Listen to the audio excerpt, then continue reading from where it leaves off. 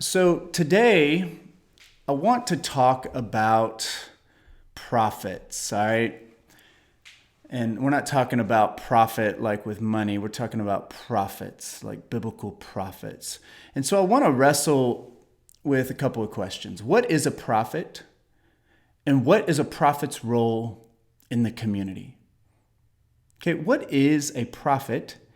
And what is a prophet's role in the community? All right, those are important questions to be thinking about. And so we're going to get into that just a little bit over the next few minutes. And so I wonder what comes to your mind when you think about prophets.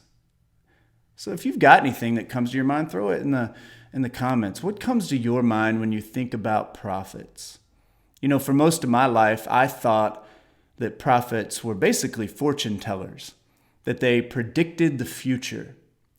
I thought that the main job of the prophets in the Bible was to predict kind of the coming of Jesus, and that was kind of their only job, you know. And so we read the prophets based on their prophecies about Jesus.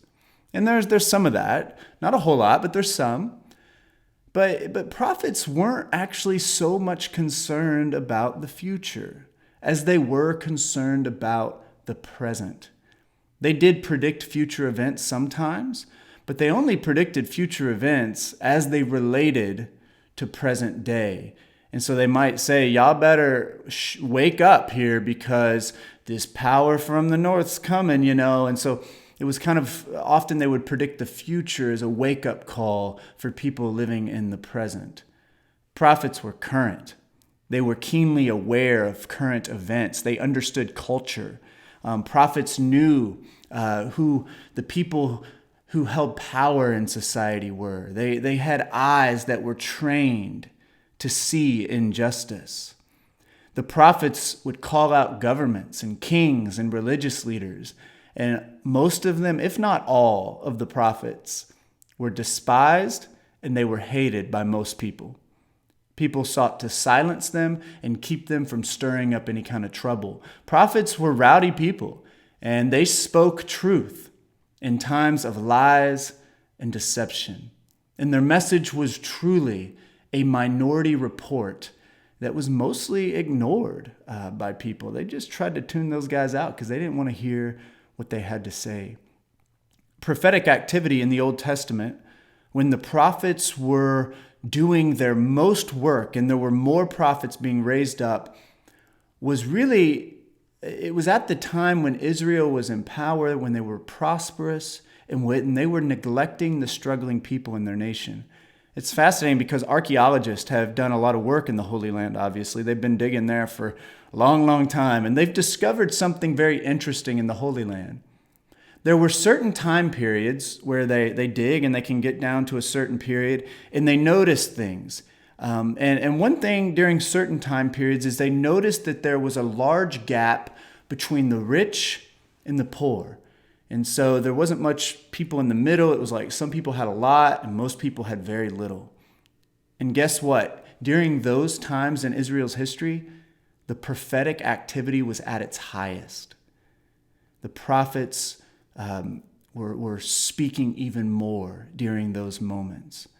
You see, God raised up prophets and I'll show you what he did. God raised up prophets to speak truth to power in times of lies and deception. Prophets speak truth to power in times of lies and deception. So it shouldn't be any surprise to us that in those moments when Israel was neglecting the needs of the poor and the struggling, that God raised up prophets to speak truth and to call them back to the way God wanted them to live. They looked around at the violent and hurtful and oppressive world around them and boldly declared with their message and with their lives that another world is in fact possible. You can live differently and you should. Jeremiah is one of those prophets, one of my favorite in the Bible. And Jeremiah was called at a very young age to this very troublesome occupation. If you're called to be a prophet, Like, that's not really a good job to have, because you're probably not going to be liked. People aren't going to really enjoy what you have to say. And so Jeremiah didn't want to do it. He's like, God, I'm too young. I don't know how to speak. He's trying to get out of it. But God said to him, Jeremiah, I'm going to give you what you need, and you will be able to do this. And so he called Jeremiah to be a prophet who spoke truth to power in times of lies and deception. And in Jeremiah 1:10, God says this to Jeremiah. He says, see today, Jeremiah, I appoint you over nations and kingdoms. And listen what he tells him to do. To uproot and to tear down, to destroy and overthrow, to build and to plant. So I want to just break this down a bit, this idea of Jeremiah's calling to uproot and tear down, but also to build and to plant. This is the calling of the prophet, to uproot and to tear down, but also to build and to plant. So what is a prophet's role within the community? Well, it's to uproot and tear down, but it's also to build and to plant. Walter Brueggemann is one of my favorite Old Testament scholars. He may be the greatest Old Testament scholar that is living today. And he wrote a book called The Prophetic Imagination, and I encourage you all to read that if you want to get into this kind of role of the prophet in the Bible. It's very important and current stuff. And he sums up the prophetic calling like this. He says that prophets criticize and they energize. All right, so prophets criticize where this is kind of the uprooting and the tearing down and stirring things up, but they also energize. They build and plant and really try to imagine that another world might be possible. You see, prophets are critical thinkers. Prophets don't accept easy answers. They don't accept the official report that's been given to them. They don't accept that exploitation and oppression and immorality and violence and deception are just okay and part of life. Prophets are willing to grieve and lament the ways that people have abandoned God's desire for his people. Prophets are willing to talk about things that people don't really want to talk about, particularly people in power. They're willing to talk about things that the people in power would rather you never bring up, right? They're like, stop talking about that. We don't want you pointing that stuff out. Prophets are willing to cause conflict by the things they do and say. They are persistent in their message because most people, frankly, would rather that prophets just shut up and stop talking. So prophets lament and they grieve and they speak hard truth. That's the criticism. But prophets also, they must energize people as well. And this energizing is really energizing people around the belief that another world is actually possible. Do y'all believe that another world is possible, that we don't have to live this way? They aren't so concerned, you see, prophets, about whether something is possible or practical.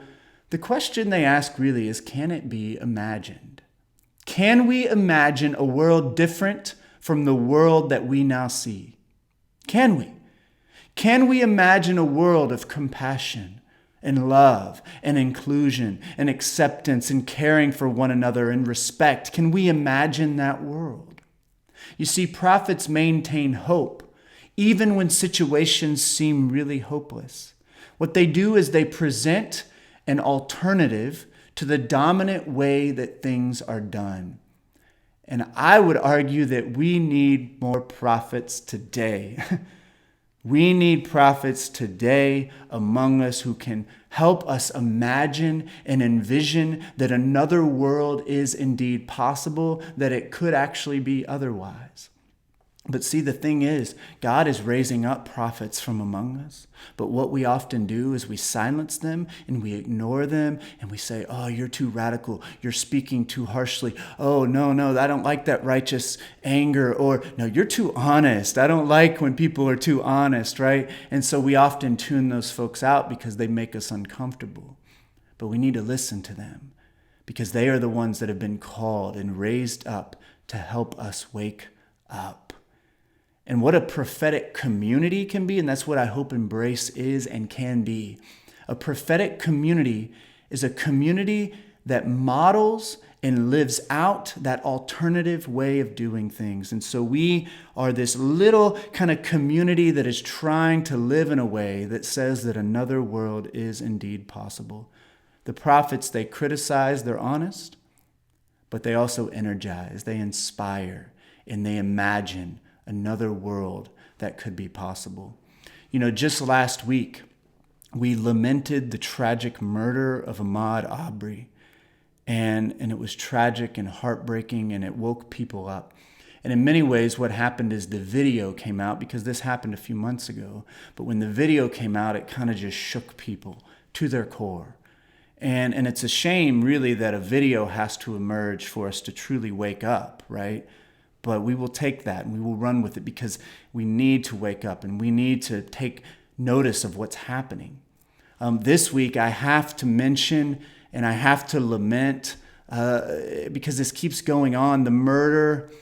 Really, I think it was a murder of a young black woman in Louisville, actually, right here in Kentucky. And her name is Breonna Taylor.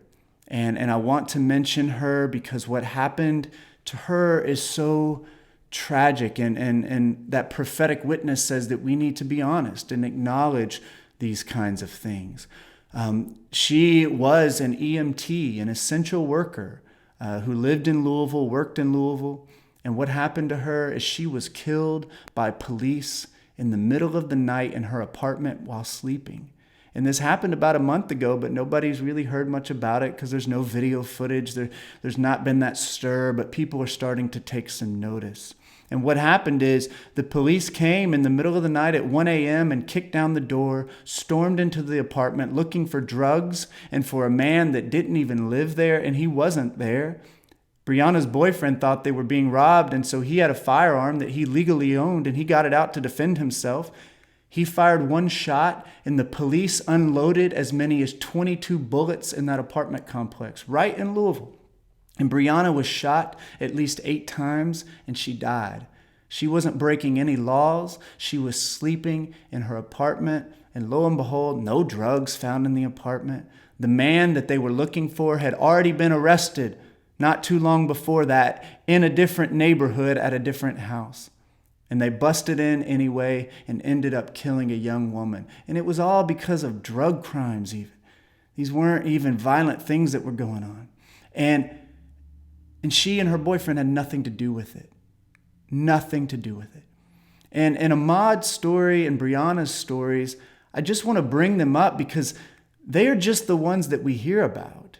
There are so many more stories like this of people dying and no one seeming to care too much. And particularly these two folks share something in common with many, many, many, many folks throughout America. And it's that they are black and that these folks, maybe they're not wealthy and so they're not valued, you know, and our world has this way of putting people, saying some people matter more than others. And that's why we keep saying at Embrace that, yes, Black lives matter. We need to say that because we've not lived up to that in our nation. And we've not communicated that through our actions and our words and our messaging and the way that we've structured our society. And we have to criticize this stuff. We've got to speak up.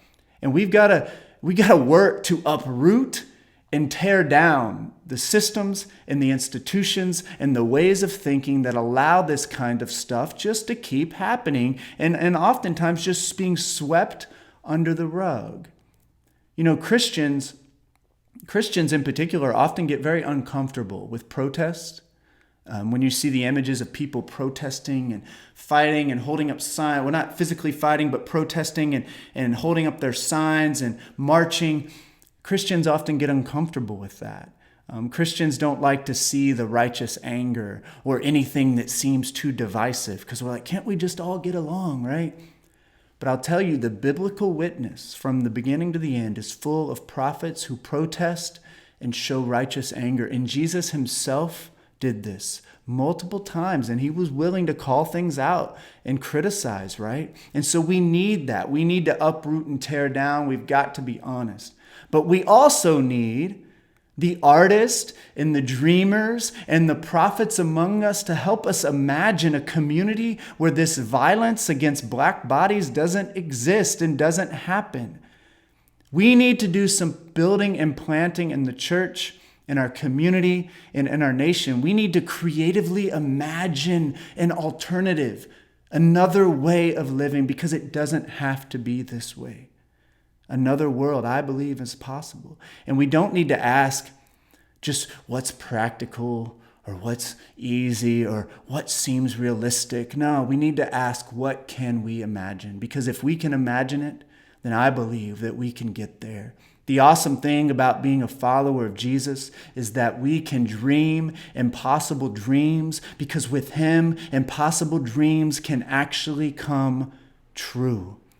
That is good news right there, that we can dream these impossible dreams. We can imagine a world of compassion and love where everybody matters, where everybody is valuable, where the young and the old are taken care of, where no matter if you're black or you're brown or you're white, you are loved and you are valued and cherished because you have human value and dignity and you bear the image of God, right?